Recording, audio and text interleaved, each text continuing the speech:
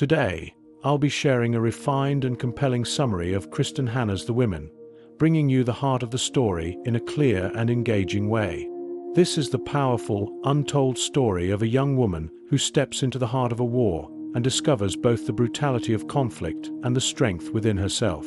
In the late 1960s, as America is shaken by the Vietnam War, a young woman makes a decision that will change her life forever. Her name is Frances McGrath, known as Frankie. Frankie grows up in a comfortable, sheltered, upper-class home in California, far from danger, far from chaos. Her family expects her to live a predictable life, be polite, stay safe, marry well, and follow the rules. But everything changes when her older brother Finn is sent to Vietnam. To Frankie, Finn is not just a brother. He is a symbol of bravery and purpose. His picture hangs in the family's Wall of Heroes, a place reserved only for the McGrath men. Soon, a devastating message arrives. Finn has been killed in action. His death shatters Frankie, and in the middle of that grief, she feels something ignite inside her, a need to honor her brother in the only way she can imagine. She decides to join the army as a nurse. She, too, will serve. She, too, will step into the fire. Her family is horrified. Her father insists that women don't belong in war. But for the first time in her life, Frankie chooses her own path. Arrival in Vietnam. The first shock. When Frankie lands in Vietnam, she is immediately swallowed by the chaos of war. Helicopters thunder above. Explosions echo in the distance. And the casualty tents overflow with injured soldiers. Burns, amputations, trauma, shock. Nothing she learned in training prepares her for this. Here, she meets two women who will change her life. Ethel, tough, experienced, blunt. Barb, warm, funny, and sharp-witted. The three of them form a bond built not on small talk, but on survival. Day after day, they face a flood of wounded men. Frankie grows stronger and more confident, but inside, she carries the weight of every life she cannot save. And in the middle of the chaos, something unexpected finds her. Love. Love and loss in a war zone. Frankie becomes close to two men. Rye, a helicopter pilot, quiet, emotional, and gentle. Jamie, a doctor, steady, intelligent, someone who makes her feel safe.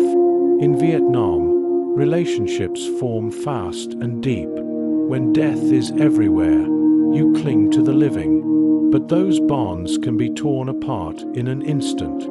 Frankie learns what it means to love someone at sunrise and lose them by sunset. Every connection becomes both a gift and a risk. The second year, darkness deepens. Frankie was supposed to serve 1 year, but she cannot leave, not yet. She re-enlists, stepping into an even harsher phase of the war. Attacks intensify. Hospitals become targets. More friends are lost.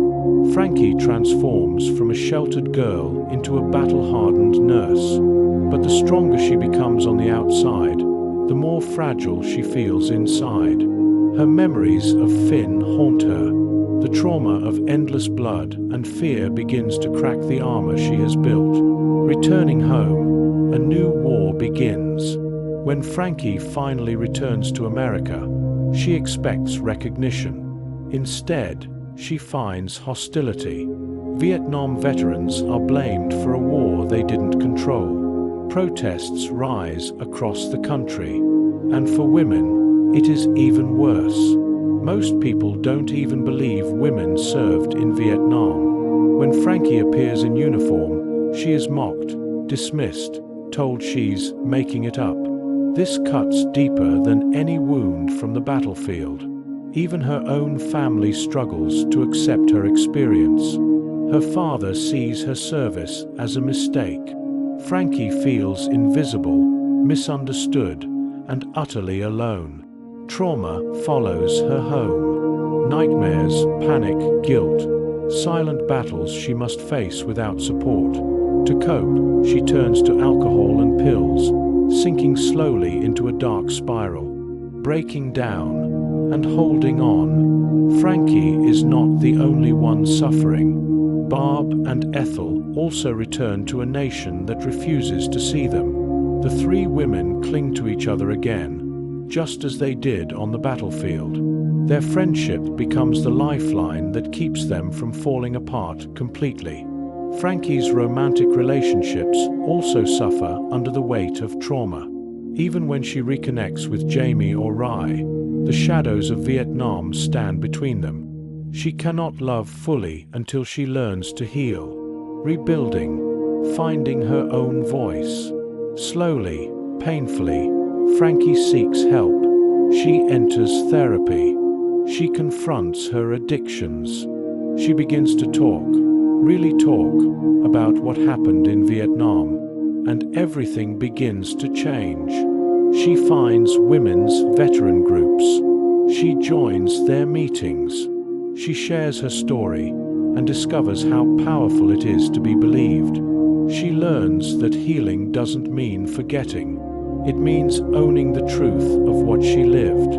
Her family, over time, finally understands. Her father recognizes the courage he once denied. Her mother grows closer, offering the support Frankie always needed. Little by little, Frankie steps back into the light.